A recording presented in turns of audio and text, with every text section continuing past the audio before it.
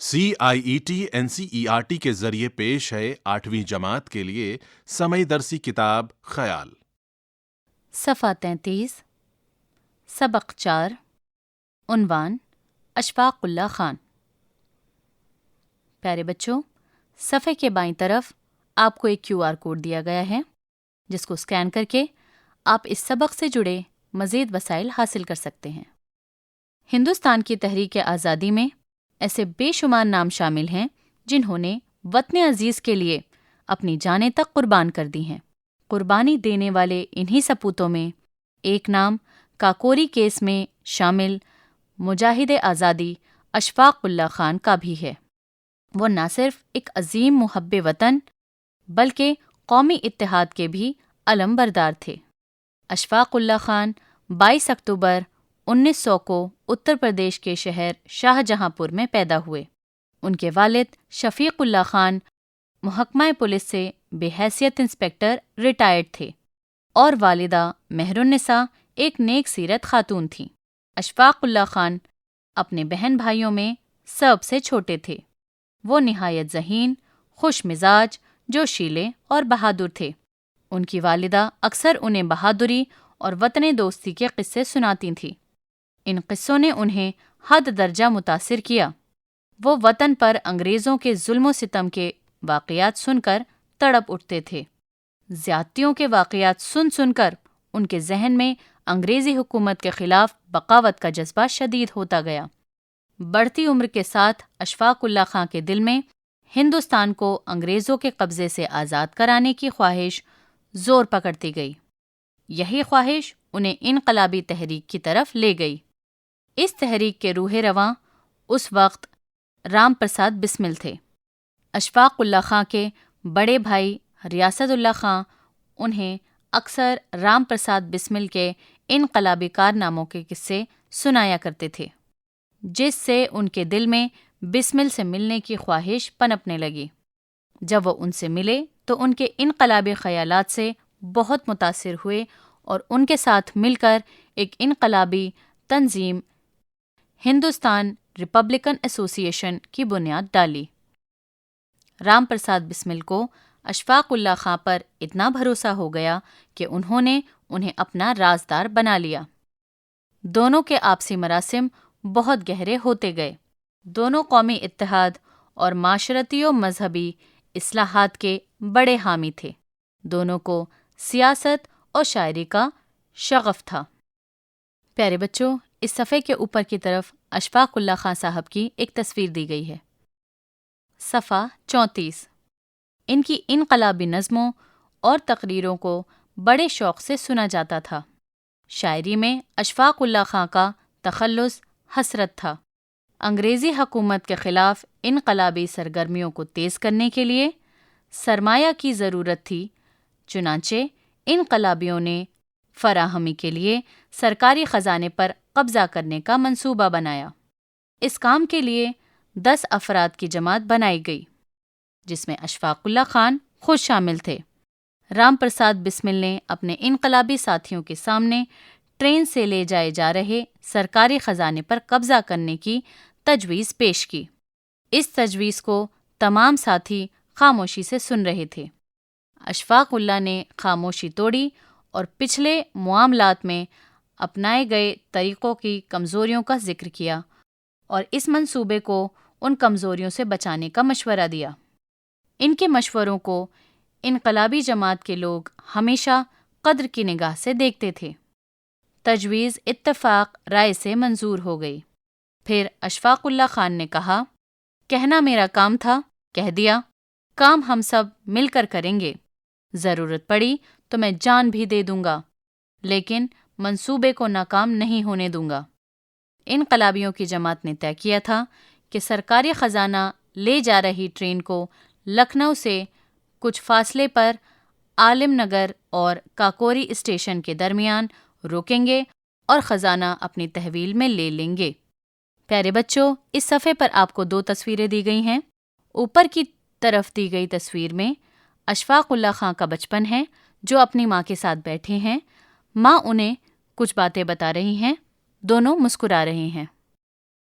پیارے بچوں، اس صفحے کے نیچے کی طرف ایک آزادی کے متوالے کی پرجوش تصویر دی گئی ہے جس نے ہاتھ میں ترنگا لیا ہے اور وہ بے انتہا جوش کے ساتھ کوئی نعرہ لگا رہا ہے۔ صفحہ 35۔ چنانچہ انہوں نے یہی کیا۔ سرکاری خزانہ ان کے قبضے میں آ گیا۔ اس دشوار ترین کام میں اشفاق اللہ خان نے بڑی جرائت اور دلیری کا مظاہرہ کیا۔ کاکوری کا یہ واقعہ تاریخ آزادی ہند میں ایک سنگ میل کی حیثیت رکھتا ہے۔ یہ واقعہ انگریزوں کی طاقت، ان کے غرور و گھمنڈ پر ایک ضرب کاری تھی۔ اس سے برطانوی حکومت بوکھلا اٹھی۔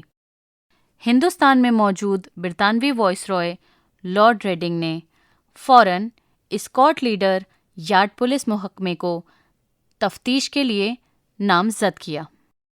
انقلابیوں کی پکڑ دھکڑ شروع ہو گئی۔ کئی انقلابی گرفتار ہو گئے مگر اشفاق اللہ خان کسی طرح بچ نکلے۔ گرفتاری سے بچنے کے لیے وہ پہلے بنارس چلے گئے، پھر مسلسل مقامات بدلتے رہے جن میں لکھنؤ، بھوپال، اجین اور جھابوا وغیرہ کے مقام شامل ہیں۔ اس کے بعد بہار کے ضلع پلامو میں ڈالٹن گنج یعنی موجودہ جھارکھنڈ میں ہوتے ہوئے دلی آئے جہاں وہ گرفتار کر لیے گئے۔ گرفتاری کے بعد انہیں کچھ دنوں تک لکھنؤ جیل میں رکھا گیا اور پھر فیض آباد جیل منتقل کر دیا گیا۔ کاکوری مقدمے میں برطانوی حکومت نے اشفاق اللہ خان، رام پرساد بسمل، راجندر لاہری اور ٹھاکر روشن سنگھ کو موت کی سزا سنائی۔ اشفاق اللہ خان نے جیل سے ایک خط لکھ کر اپنے ہم وطنوں سے اپیل کی تھی، آپ کا مذہب، آپ کی روایت چاہے کچھ بھی ہوں، آپ ان سے اوپر اٹھ کر ملک کی خدمت میں ایک دوسرے کا تعاون کیجیے، حکومت برطانیہ سے لوہا لیجیے اور ملک کو آزاد کرائیے۔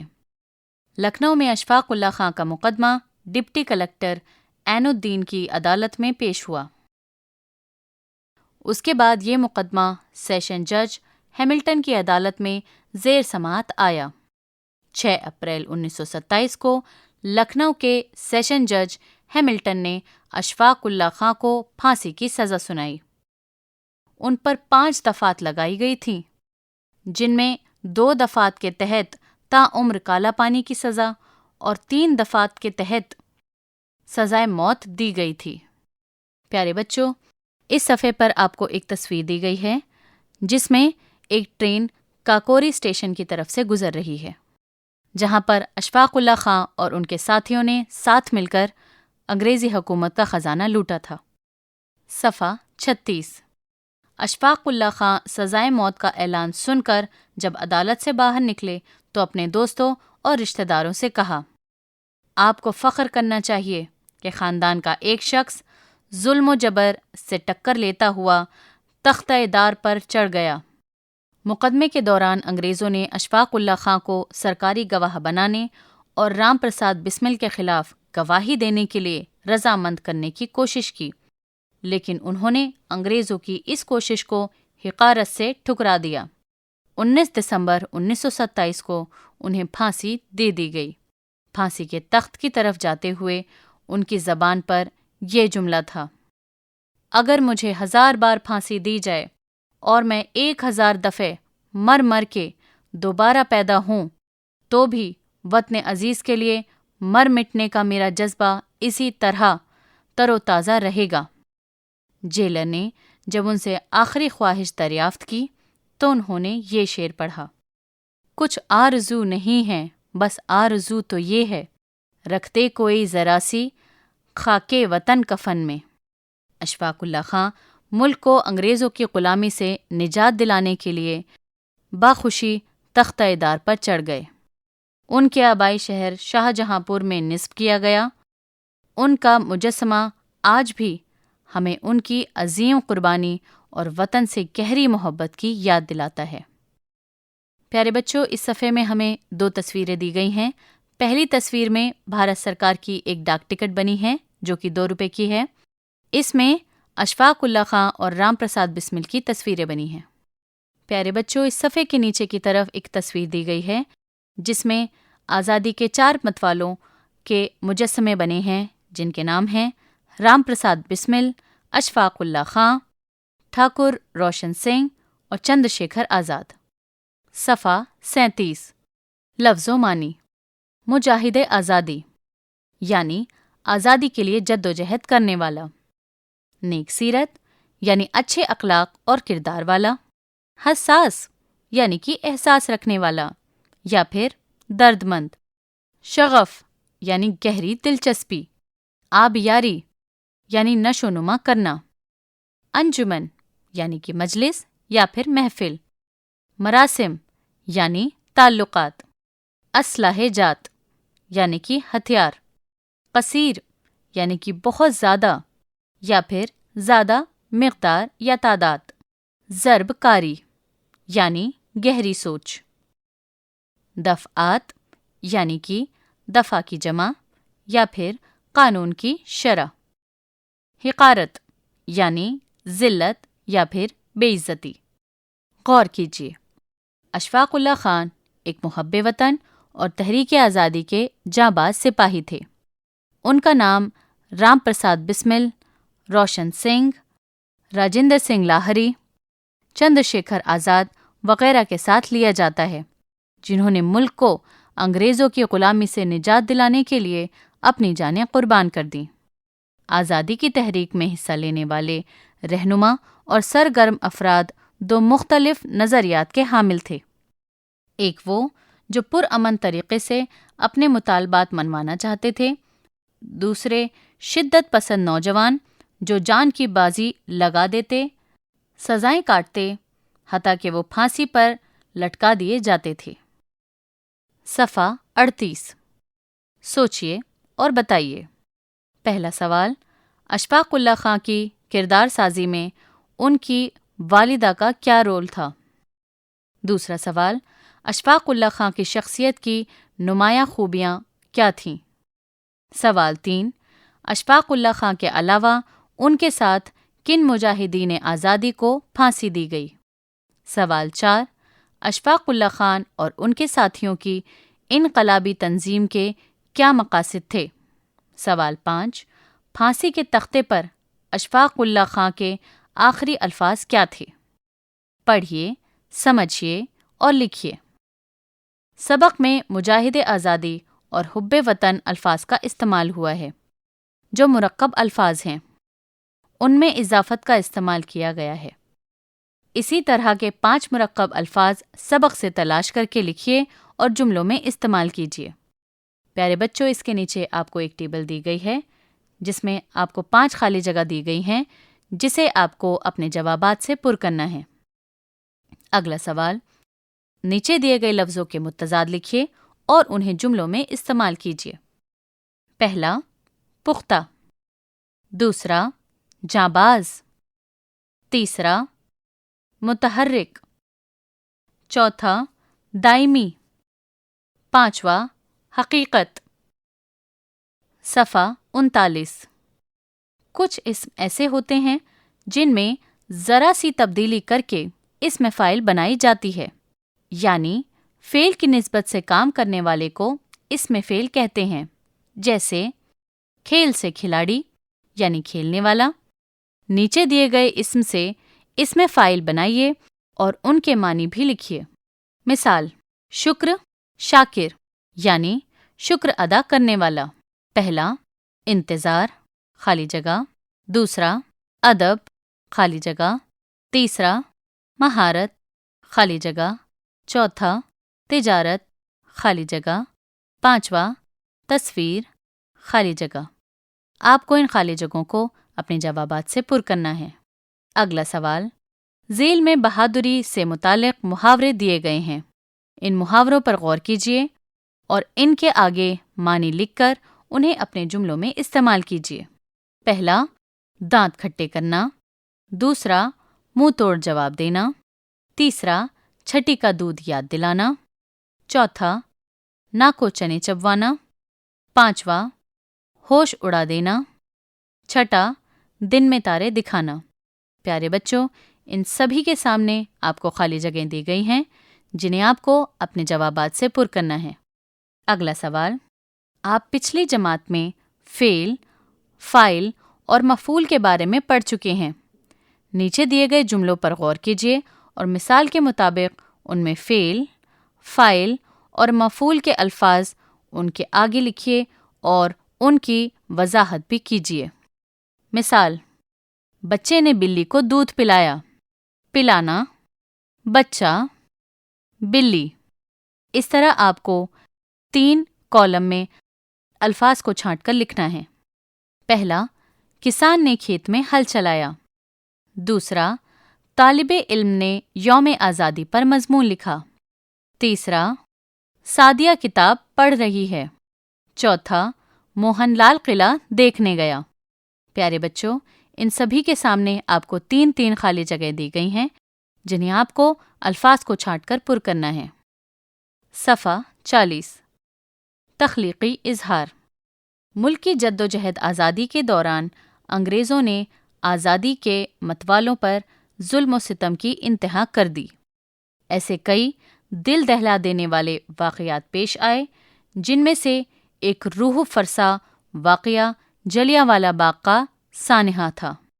اس سانحے کی تفصیلات لائبریری سے تلاش کیجیے اور ایک مضمون لکھیے۔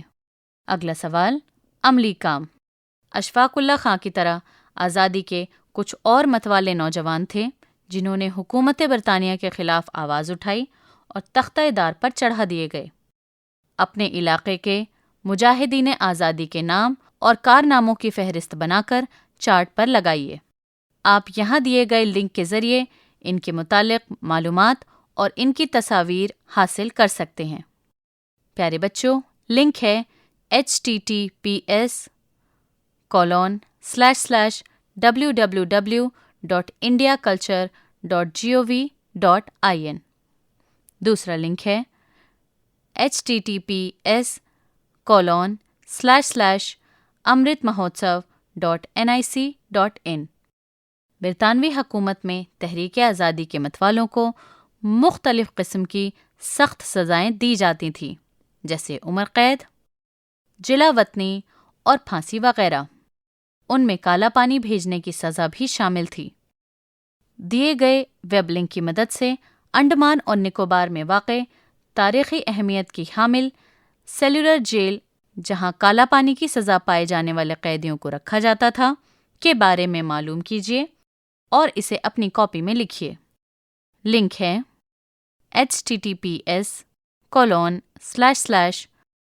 south-andaman.nic.in/tourist-place/cellular/۔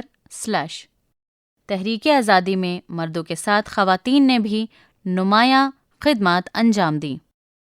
5 ایسی خواتین کے نام لکھیے جو ملک کی جدوجہد آزادی میں شامل تھیں۔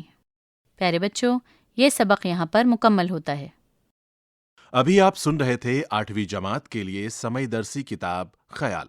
ساؤنڈ ریکارڈسٹ محمد فیضان خان، سمئی فنکار ریحانہ قریشی، سمپادن ڈاکٹر محمد شمیم خان، ہدایت اور تخلیق کار وملیش چودھری۔